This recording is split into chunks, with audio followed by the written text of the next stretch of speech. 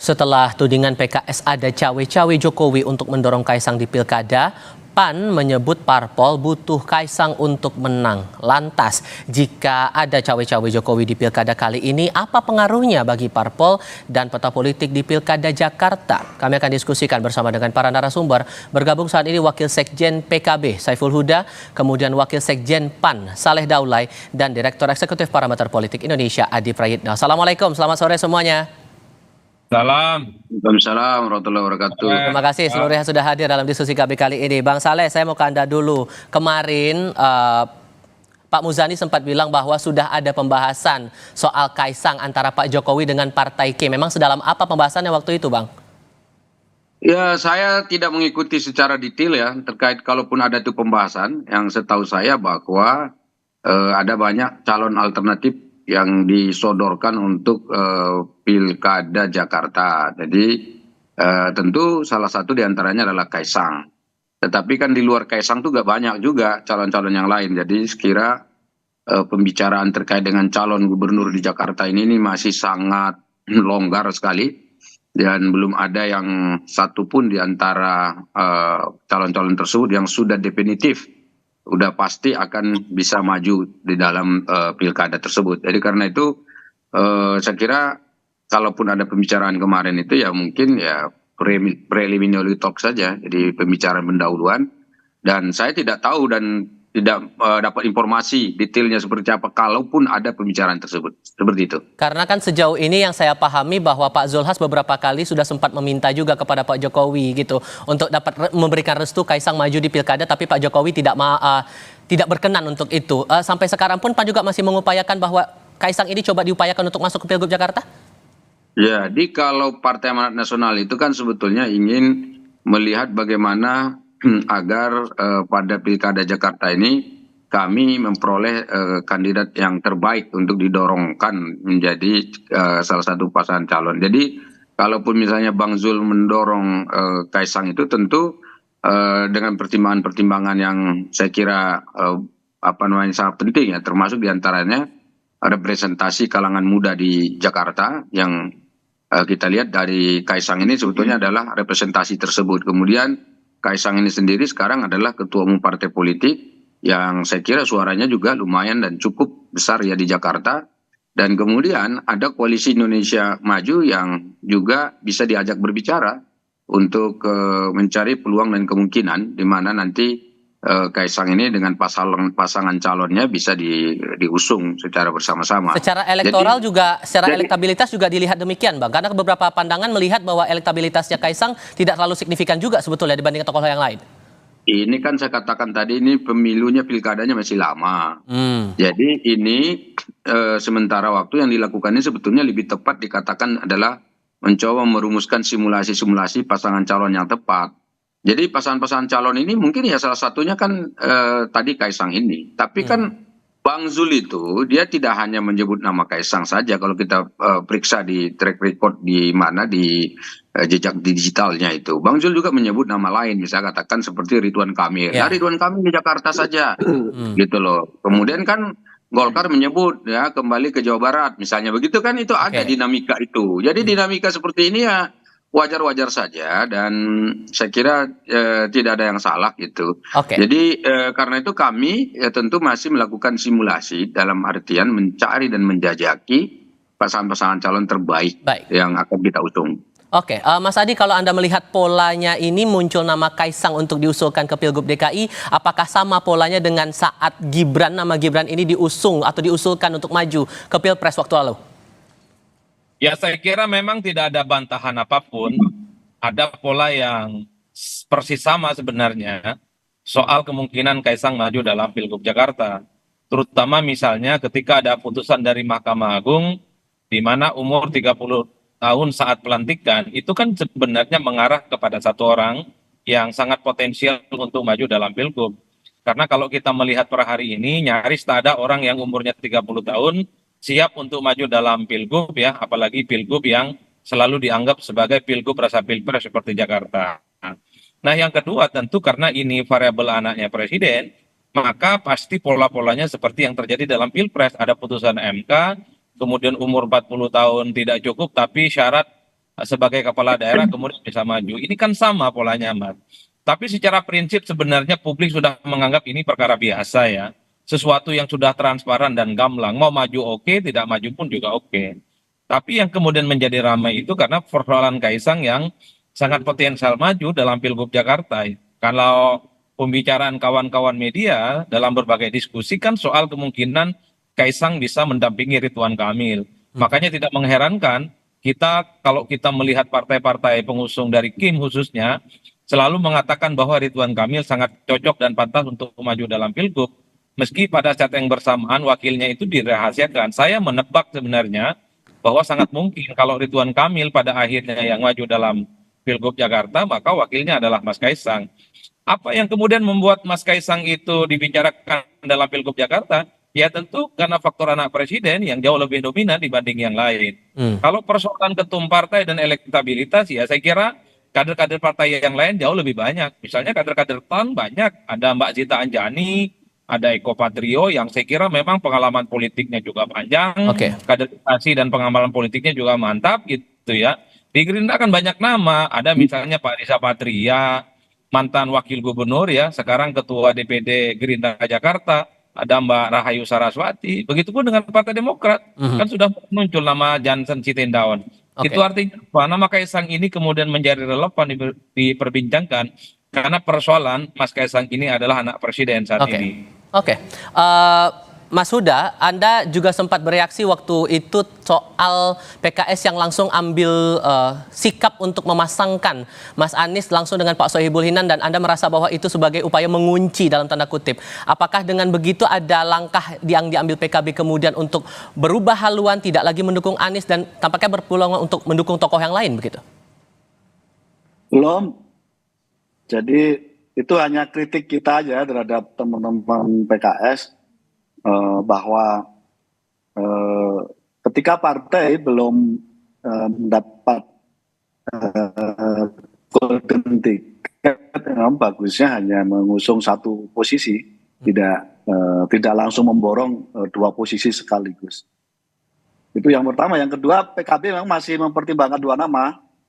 Ada nama Mas Anies dan ada nama Mbak Ida Fauzia. Kami sedang simulasikan terus terkait dua nama ini. Semoga dalam waktu pendek sudah bisa diputuskan.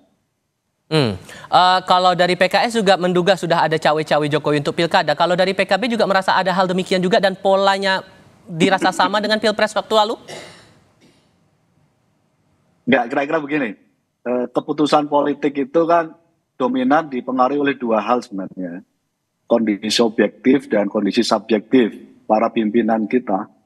Jadi Bang Soleh Daily misalnya menyebut nama Kaisang, saya kira itu kan bagian dari menjaga fatsun karena sudah membangun koalisi dengan Kim dan menjadi bagian dari koalisi itu, dan di dalamnya kan ada PSI. Jadi menurut saya sih itu hal yang biasa dan wajar. Tinggal saya kira publik saja menilainya seperti apa. Nah, terkait dengan spekulasi siapa yang mendukung siapa atau partai yang lebih pengen siapa, saya kira nanti di akhir aja, Mas. Nanti kira-kira menuju tanggal 27 Agustus pas mau pendaftaran akan kelihatan lebih detailnya seperti apa. Tadi kan Anda sudah bilang ada nama Mas Anies, ada nama Bu Ida. Nah, sejauh ini kecondongannya mengarah kemana dan bentuk komunikasi politik yang dilakukan PKB ke partai lain gimana? Kami terus bangun komunikasi dengan teman-teman PDI Perjuangan, komunikasi itu PKS, dengan teman-teman Nasdem juga komunikasi.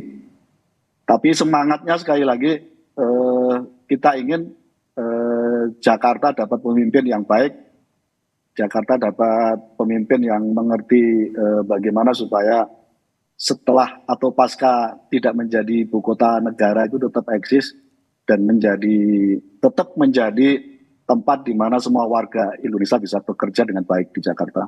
Oke, tapi kalau hitungan per hari ini, kita paham bahwa kondisinya masih cair begitu. Dari partai juga melihat waktunya masih lama untuk proses pendaftaran Cagup-Cawagup. Tapi terhitung untuk hari ini, apakah ada peluang begitu bagi PKB akan berkoalisi dengan PKS dan PDI Perjuangan? Karena PDI juga menyatakan nama Anies masuk radar nih.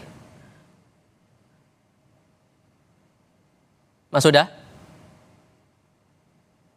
Sementara ini komunikasi kami dengan mereka.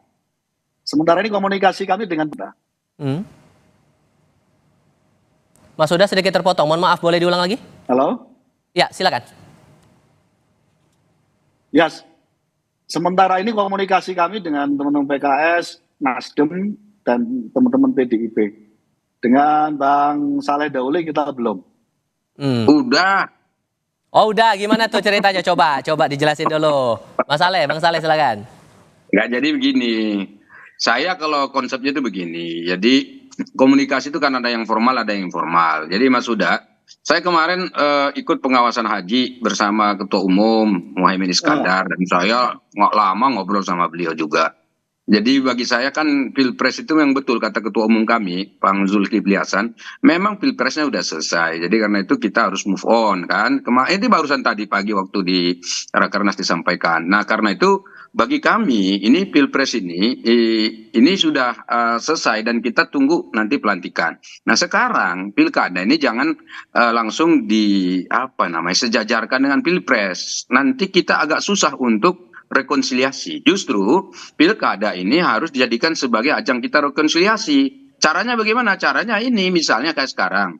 Ibu Ida mungkin mau didorong untuk maju. Itu coba kita simulasikan dulu dengan calonnya Kim gitu loh. Seperti apa? Masuk enggak gitu. Dan Kemudian so far PKS, sejauh ini setelah komunikasi itu dengan Gus Imin ngerasinya gimana? Enggak, ini kan saya informal saja ya dengan Gus Imin ya. Dan ya agak lama lah namanya juga ketemu di sana ya.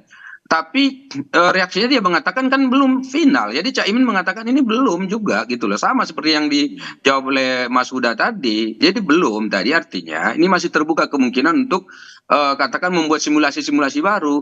Nah karena itu jangan sampai misalnya sekarang PKB langsung ambil jarak. Oh udahlah ini kan Kim di sana kita di sini. Itu yang kemarin Pilpres sudah selesai. Ke depan kita tatap lagi agenda baru kita yaitu agenda Pilkada. Ingat bayangin kalau seluruh agenda Pilkada di Indonesia itu dibuat berseberangan secara diametral gitu, bertatap-tatapan begitu.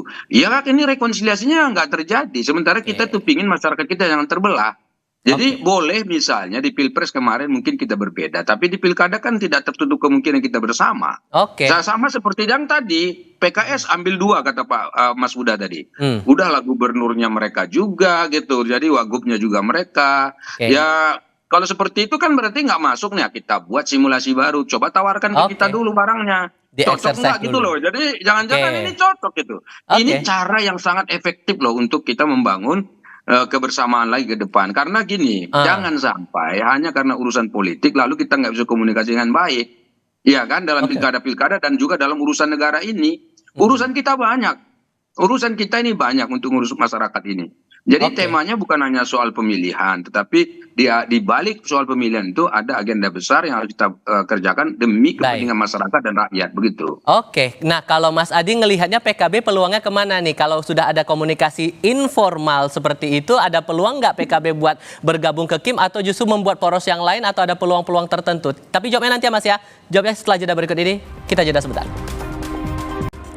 Melanjutkan pertanyaan saya tadi Mas Adi, jadi kalau melihat sudah ada komunikasi informal itu antara Gus Imin dengan PAN, peluangnya gimana PKB? Apakah akan gabung ke Kim atau ada peluang lain? Mas Adi? Kita coba perbaiki komunikasi kami dengan Mas Adi Prayitno. Tapi sebelumnya kami ajak Anda dulu, para narasumber dan pemirsa Kompas TV, untuk melihat dulu pernyataan dari Sekretaris Jenderal PDI Perjuangan Hasto Kristianto yang baru-baru ini menyatakan proses cawe-cawe Jokowi di politik nasional maupun daerah sudah berlangsung lama dan disampaikan langsung oleh Jokowi sendiri. Kita coba disimak dulu. Siapa yang khawatir? Kalau seandainya Pak Jokowi akan... Jadi proses cawe-cawe kan sudah diikuti lama. Proses cawe-cawe di dalam Pilpres, dan itu yang menyampaikan Pak Jokowi sendiri, bukan orang lain. Nah sehingga di dalam menentukan pemimpin itu rakyatlah yang punya kedaulatan di dalam melakukan suatu cawe-cawe yang sesungguh-sungguhnya. Mas, tapi kalau Mas Kaisang maju di Pilkada Jakarta gimana nih Mas? Ya tanya PSI ya.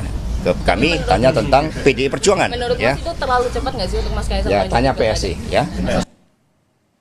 Saya coba cek dulu audio saya dengan Mas Adi Praitno. Mas Adi mendengar suara saya, Mas Adi? Mas Adi? Oke, kita coba perbaiki lagi. Bang Saleh, saya kasih giliran merespon dari pernyataan tadi. Cawe-cawe Jokowi katanya sudah berlangsung lama, kata Mas Hasto. Jadi dulu saya ingat betul ya, ketika Presiden Jokowi menyampaikan istilah cawe-cawe itu kan jadi muncul reaksi ya dari masyarakat dan juga para pembaca berita lah semacam itu. Ada dua makna waktu itu yang disampaikan lah. Tapi salah satu makna yang penting di situ sebetulnya yang dimaksudkan cawe-cawe itu adalah Pak Jokowi ingin memfasilitasi agar proses pergantian kepemimpinan baik di tingkat pusat maupun di daerah itu berjalan dengan baik sesuai dengan aturan perundang-undangan. Jadi yang dimaksudkan cawe-cawe itu adalah menyediakan fasilitas yang sesungguhnya sesuai dengan ketentuan demokrasi yang kita anut di Indonesia. Jadi karena itu dari sisi ini maka tidak ada yang salah sebetulnya dari aspek ya cawe-cawe itu. Kemudian yang kedua, kita kan sudah melakukan pilpres nih ya udah kelihatan. Jadi yang dimaksudkan cawe-cawe itu sendiri kan sudah dipersoalkan juga, bahkan itu sampai ke Mahkamah Konstitusi juga kalau misalnya kita lihat ya, walaupun tidak menggunakan istilah cawe-cawe, tapi oleh Mahkamah Konstitusi sampai hari ini saya kira Presiden Jokowi dianggap tidak katakanlah terlibat langsung untuk mencampuri dan juga katakanlah memenangkan salah satu kandidasi di dalam pilpres yang kemarin. Memang Pak Jokowi itu kan waktu dia menyatakan istilahnya ya, dia memfasilitasi ini, dia mengatakan dia kan sebagai warga negara juga punya hak politik. Sebagai warga negara punya hak politik dan punya istilahnya kecenderungan misalnya untuk berpihak. Dan itu sangat wajar gitu. Tetapi memang tidak boleh menggunakan fasilitas negara yang memang di mana fasilitas negara itu eksklusif, itu hanya untuk mengurus negara, ya di mana presiden kita adalah Presiden Jokowi. Tapi ada pandangan kritis karena ada pelibatan anak presiden yang ikut serta dalam agenda-agenda pemilu gitu, Bang. Kalau anak presiden yang ikut itu kan juga sebetulnya sah saja kan, buktinya dalam ketentuannya ada dan tidak ada satu aturan pun yang dilanggar, udah dicoba diuji di mana-mana saya kira, dan itu perdebatannya kan sudah ada dan capek misalnya kalau kita ulangi lagi perdebatan itu, tapi yang jelas itu sudah disahkan dan semua kita sudah menerima hasil itu. Jadi kalaupun misalnya anaknya ikut, itu bukan berarti di belakangnya dia cawe-cawe gitu ya. Sebetulnya kan tinggal mencari pembuktian-pembuktian saja soal terkait itu. Nah, ada dugaan mungkin saja karena Pak Jokowi ini mungkin popularitasnya masih sangat bagus, akseptabilitasnya tinggi dan seterusnya, dan itu bisa mempengaruhi misalnya seperti itu kepada akseptabilitas anak-anaknya, itu bisa saja terjadi. Dan saya kira juga dalam sejarah politik dunia juga begitu. Biasanya kalau ayahnya terkenal, anak-anaknya di belakangnya ikut berpolitik kemudian juga ikut berpengaruh misalnya gitu, seperti keluarga Kennedy misalnya di Amerika sampai sekarang kan orang masih kenal nama itu dan keturunannya yang berpolitik juga dikenal misalnya gitu. Jadi sejarah-sejarah itu mungkin ada, apalagi ayahnya masih hidup sekarang ini, masih semasa begitu loh. Jadi mungkin ini yang tidak. Bang Saleh. Itulah maka silakan lanjutkan, Bang. Karena itu saya kira keterlibatan anaknya dalam kontestasi pilkada hari ini itu pun tidak bisa kita langgar karena kita tidak boleh larang. Kenapa? Kalau kita larang justru kita yang melanggar undang-undang. Oke. Ya kan itu hak dia. Baik, siap. Kalau hak dia berarti ya kita berikan kesempatan, sama dengan saya. Andai kata saya tidak dibolehkan untuk maju itu kan juga melanggar. Oke, sudah saya tangkap. Tahan dulu di situ, Bang. Saya harus kasih giliran ke Mas Adi karena tadi terpotong. Mas Adi sudah bisa mendengar suara saya ya? Ya, Mas. Oke, melanjutkan pertanyaan saya sebelumnya. Kalau sudah ada komunikasi informal antara PKB dengan PAN, ini ada kemungkinan nggak PKB bakal gabung ke KIM? Atau ada peluang lain sebetulnya? Kalau secara prinsip PKB itu akan berkoalisi dengan siapapun yang mau menerima kadernya untuk bisa maju dalam pilkada. Entah sebagai calon gubernur ataupun calon wakil gubernur. Kalau membaca chemistry politiknya, PKB ini kan tertarik sama Anies. agak sedikit deadlock potensialnya itu karena wakilnya dari PKS. Andai Anies dan Saiful Huda misalnya, atau Anies dengan Ida Fauzia, saya kira jadi nih barang, bikin happy itu PKB kan. Yang membuat rumit itu adalah karena PKB itu punya keinginan untuk memajukan kadernya sendiri. Oleh karena itu, kalau memang Anies itu tidak tertarik dengan kader dari PKB dan lebih memilih dari kader PKS, misalnya, bukan tidak mungkin PKB itu seperti yang disampaikan secara terbuka akan membentuk poros politik tersendiri dengan PDIP, apalagi misalnya PDIP dan PKB saling gayung bersambut bahwa kedua partai ini sudah bisa berkoalisi memajukan kader sendiri bukan hanya di Jakarta tapi juga di Jawa Timur. Ini kan menjadi tanda-tanda. Yang saya sebutkan adalah ya siapapun sebenarnya partai politik pasti kader terbaiknya itu punya keinginan dimajukan di Pilkada Jakarta. Saya membaca per hari ini kader PKB wajib hukumnya maju. Disitulah kemudian kalau memang Kim menawarkan ada kader PKB yang dilamar misalnya begitu, ya saya kira Bang Saiful Huda pun akan mengatakan ahlan wa sahlan, ini tawaran baik. Apalagi didukung oleh Kim, didukung oleh kekuatan politik, didukung oleh partai-partai yang terbukti memenangkan Prabowo dan Gibran di Jakarta. Intinya kalkulasinya untung dan rugi, Mas, yaitu sejauh mana kader PKB diterima oleh siapapun, disitulah keputusan politik itu akan berlabuh. Kalau gitu saya tanya ke Mas Huda, kalau begitu sampai namanya pun disebut peluangnya tuh, gimana ngerespon pernyataan dari Mas Adi tadi?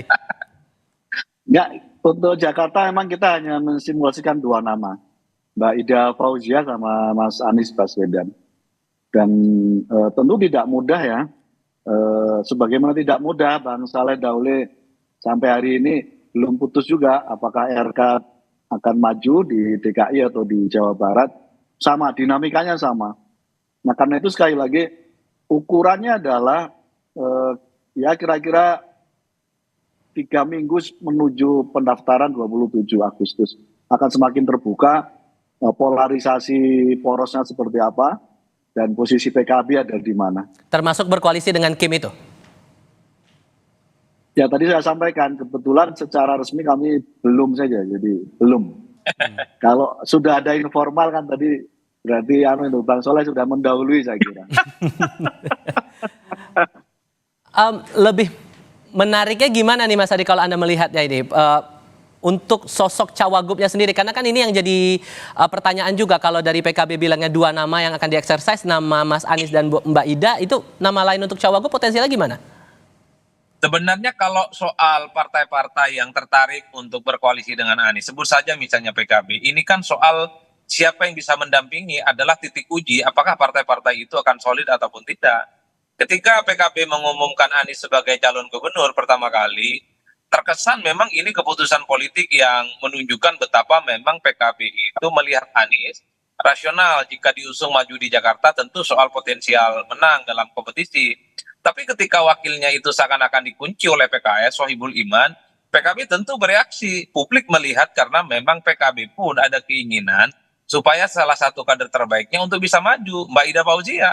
Nah PDIP yang dulu misalnya juga dikaitkan soal kemungkinan ingin bergabung dengan Anies, tapi wakilnya dikunci oleh PKS, bangunlah mereka ini komunikasi dengan PKB tentang kemungkinan berkoalisi, bikin poros sendiri entah di Jakarta ataupun di Jawa Timur. Sorry, saya potong di situ. Kalau kemudian kemungkinannya PKB berkoalisi dengan PDI Perjuangan, cagup-cawagupnya siapa kira-kira pasang-pasangannya?